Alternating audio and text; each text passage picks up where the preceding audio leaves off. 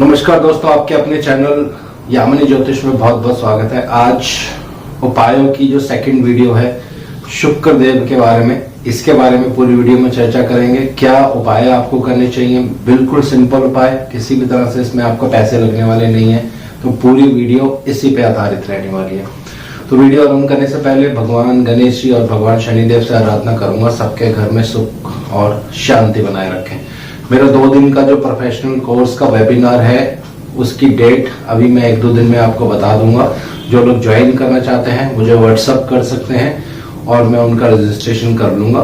Limited ही इसमें seats हैं मेरे पास, ज्यादा मैं स्टूडेंट्स इसमें नहीं लूंगा दोस्तों।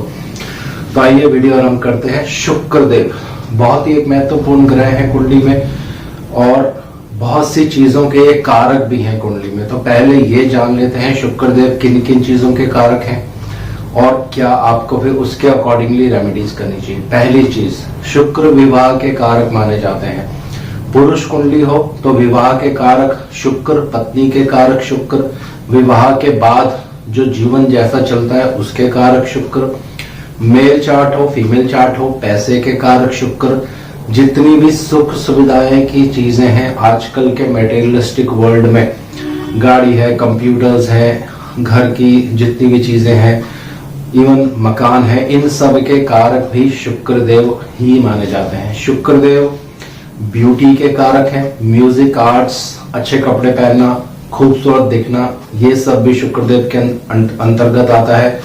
जितना भी मेकअप का सामान होता है, अच्छी अच्छी साड़ियां होती हैं, ये सब भी शुक्रदेव के अंतर्गत आती हैं। सफाई के कारक भी शुक्रदेव माने जाते हैं। बहुत ही महत्वपूर्ण एक रेमेडी है जो मैं आपको भी बताऊंगा इससे रिलेटेड। और आपका जो वाहन है इसके कारक भी शुक्रदेव ही माने जाते हैं। तो बेसिक 3-4 चीजों पे ही मैं यहाँ पे फोकस करूंगा। तो पहली चीज, अगर किसी का विवाह नहीं हो रहा है तो आपको क्या रेमेडी करनी चाहिए। ये सिर्फ पुरुषों के लिए है क्योंकि पुरुष की कुंडली में स्त्री जो होती है वो शुक्र से देखी जाती है। तो विवाह में बाधा आती है तो आपको क्या करना है, शुक्रदेव जहां भी कुंडली में बैठे हैं आपको वो देख लेना है। उससे जो 7वां भाव होगा वहां पे जो राशि होगी उस राशि के स्वामी को आपको प्रसन्न करना पड़ेगा। प्रसन्न करने का तरीका बहुत सिंपल होता है, मंत्रों द्वारा, जप द्वारा, पूजा अर्चना द्वारा या उनका व्रत भी आप कर सकते हैं। तो वहां से जो विवाह में बाधा होती है वो काफी हद तक दूर हो जाती है। दूसरा, अगर आपका विवाह नहीं हो रहा है तो शुक्रदेव से 7वें घर में, तो मैं इसको एक उदाहरण के माध्यम से समझाता हूँ क्योंकि कुछ लोग मेरे साथ जब नए जुड़ते हैं तो फिर मेरे को बहुत सारे कमेंट्स वो करते हैं कि हमें समझ नहीं आ रहा है। तो जल्दी से इसको समझ लेते हैं कैसे इसको कुंडली में आपको देखना है।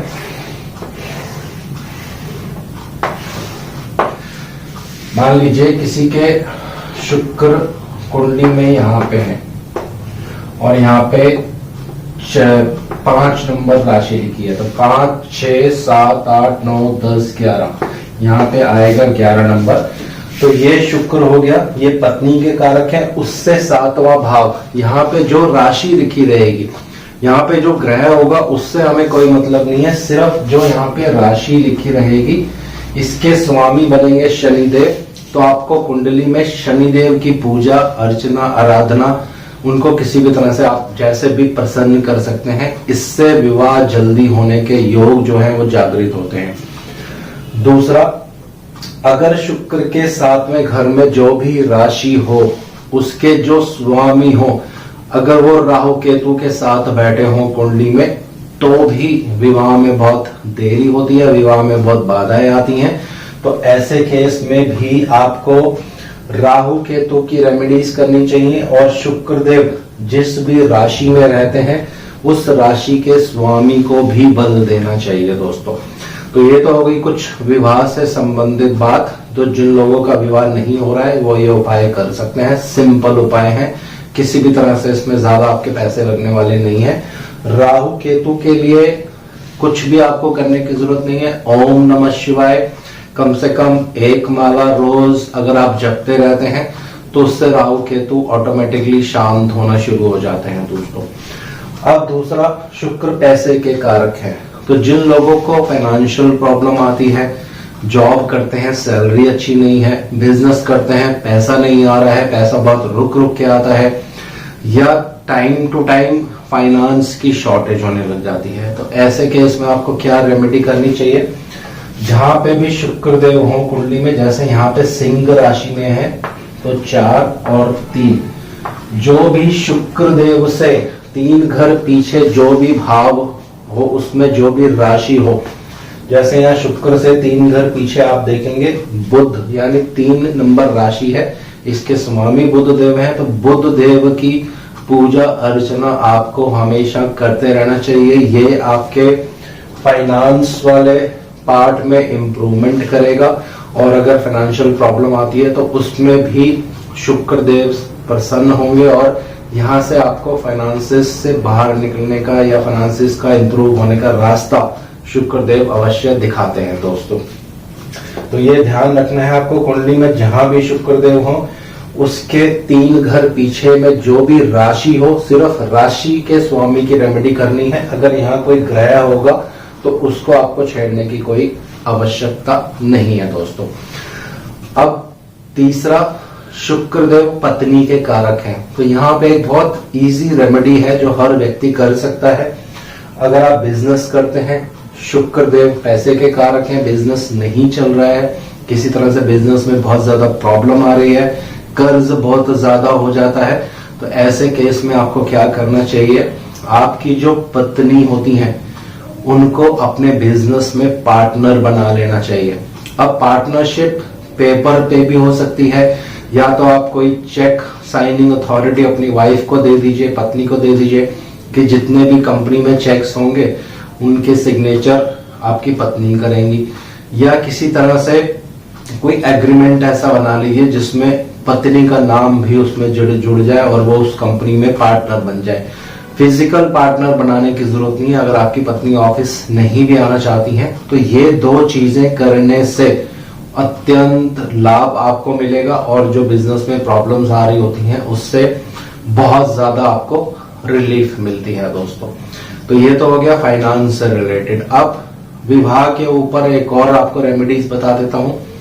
जिन पुरुषों का विवाह नहीं हो रहा है, लड़की देखते हैं, बात चलती है लेकिन फाइनल नहीं हो पाता है, लड़कियां तो बहुत देखते हैं लेकिन किसी भी तरह से फाइनल नहीं होता है, तो उस केस में आपको क्या करना चाहिए? उस लड़के को किसी ऐसे व्यक्ति से दोस्ती नहीं करनी चाहिए जिसका डाइवोर्स का केस चल रहा हो, किसी ऐसे व्यक्ति से दोस्ती या बहुत ज्यादा नजदीकियां नहीं रखनी चाहिए जिसका पहले से ही विवाह नहीं हो रहा हो, या उसका विवाह बहुत देर से हो रहा हो।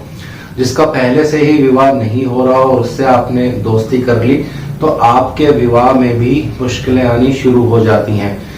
ऐसे व्यक्ति को, ऐसे पर्सन को क्या करना चाहिए? जिन लोगों का नया विवाह होता है, नव विवाहित जोड़ा जो होता है, उनके लिए कुछ गिफ्ट आइटम्स जैसे मेकअप का कुछ सामान या एक अच्छी सी साड़ी उनकी वाइफ को गिफ्ट करनी चाहिए, क्योंकि शुक्रदेव जो है सौंदर्य के कारक हैं, मेकअप आर्टिस्ट, मेकअप की चीजों के कारक हैं। तो ये रेमेडीज करने से भी जल्दी विवाह के योग जो है कुंडली में जागृत होते हैं। और आप रेगुलर बेसिस पे लड़की देख रहे हैं लेकिन बात फाइनल नहीं हो रही है, तो ऐसे पुरुष को क्या करना चाहिए?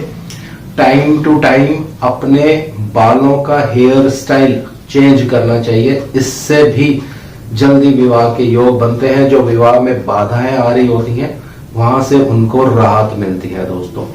तो ये 3 चीजें हो गई। अब बात करते हैं शुक्रदेव एक बहुत महत्वपूर्ण चीज के कारक है, वो है सफाई। तो जिन लोगों का शुक्र कुंडली में बहुत स्ट्रांग होता है, कोई मेलेफिक प्रभाव नहीं होता है, तो उनको सफाई बहुत पसंद होती है। तो जब आप किसी के घर पे जाते हैं और देखते हैं उस घर में चीजें बिल्कुल अस्त व्यस्त हैं और किचन भी बहुत गंदी होती है, घर के आसपास भी बहुत गंदगी है, घर में भी बहुत गंदगी होती है, दीवारें साफ नहीं है, तो ऐसे केस में शुक्र बहुत ज्यादा खराब हो जाते हैं आपकी कुंडली में, और उस घर में बहुत फाइनेंशियल प्रॉब्लम होती है या सुख सुविधाओं की हमेशा कमी रहती है दोस्तों। तो ये शुक्रदेव की एक सिंपल रेमेडी है। अगर आप देखें आपके घर में बच्चे हैं या टीनेजर्स हैं, वो अपने सामान को, अपनी चीजों को बहुत अस्त व्यस्त रखते हैं, तो किसी एक ऐसे पर्सन को ड्यूटी लगानी चाहिए ताकि उनका जो सामान है एक प्रॉपर ढंग से उसकी जगह बनाई जाए, वहां पे रखी जाए, घर में साफ सफाई रखी जाए। जो दीवारें हैं उनको हर 2-3 महीने में, 4 महीने में घर की पूरी सफाई की जाए। और खास तौर पर क्योंकि शुक्र पत्नी के कारक हैं, पत्नी और लक्ष्मी दोनों एक ही चीज मानी जाती हैं, तो किचन पूर्ण रूप से रात को सोने से पहले आपकी साफ होनी चाहिए। वहां पे जो कूड़ा करकट का जो बॉक्स होता है, जो डिब्बा होता है जिसमें दिन भर आप कूड़ा फेंकते हैं, उसको रात को आप पैक करके हमेशा आपको एक प्रॉपर बाहर या जहां भी आपका कूड़े रखने की जगह होती है वहां रखनी चाहिए। कभी भी कूड़ा किचन में नहीं छोड़ना चाहिए, इससे भी शुक्र खराब होना शुरू हो जाते हैं। तो सिंपल ये वाली रेमेडी करने से जो शुक्र आपके खराब हो रहे होते हैं वो प्रसन्न होना शुरू होते हैं, और उस घर में आप देखेंगे सारी सुख सुविधाएं, फाइनेंशियल प्रॉब्लम्स धीरे धीरे अपने आप खत्म होने लग जाती हैं। तो साफ सफाई का आपको बहुत ध्यान रखना है, खासकर उस व्यक्ति को जिसका कुंडली में भी शुक्र बहुत ज्यादा पीड़ित हो। तो ऐसे केस को, ऐसे पर्सन को बहुत साफ सफाई रखनी चाहिए ताकि उसका जो वीनस है, उसका जो शुक्र है, वो काफी हद तक इम्प्रूव हो जाए दोस्तों। तो ये 3-4 चीजें बेसिक्स हैं, आप हमेशा ध्यान रखिए। अब शुक्र देव जो है आपके वाहन के भी कारक हैं दोस्तों। यहाँ भी एक बहुत सिंपल रेमेडी आप कर सकते हैं, और ये बहुत ही अच्छी रेमेडी है, बहुत से जगह पे टेस्ट की हुई रेमेडी है। अगर आपका वाहन खराब होता है या उस पर बहुत ज्यादा स्क्रैच पड़ जाते हैं, कोई उसका पार्ट जो है वो टूट जाता है, कई बार आप देखेंगे कुछ लोग एक साइड का मिरर जो होता है, साइड मिरर जो होता है वो टूटा रहता है, बहुत जगह गाड़ी पर स्क्रैचेस पड़े रहते हैं, डेंट पड़े रहते हैं, लेकिन उसके बावजूद भी वो पर्सन उस गाड़ी को हमेशा चलाते रहते हैं, उसको ठीक नहीं करवाते हैं, या गाड़ी देखने में बहुत गंदी होती है। तो ऐसे केस में भी उस व्यक्ति का शुक्र खराब होना शुरू हो जाता है और एक नेगेटिव रिजल्ट देना शुरू कर देता है। तो ये भी एक बहुत अच्छी रेमेडी है। आप हमेशा अपने वाहन की साफ सफाई रखें। अगर उस पर कोई डेंट वगैरह पड़ जाता है, स्क्रैच वगैरह पड़ जाता है, उसका कोई पार्ट टूट जाता है, तो उसको टाइमली बेस पे उसको रिपेयर करवाएं, उसको ठीक करवाएं। तो इससे भी शुक्र प्रसन्न होता है। ये शुक्र देव की बहुत अच्छी एक रेमेडी है दोस्तों।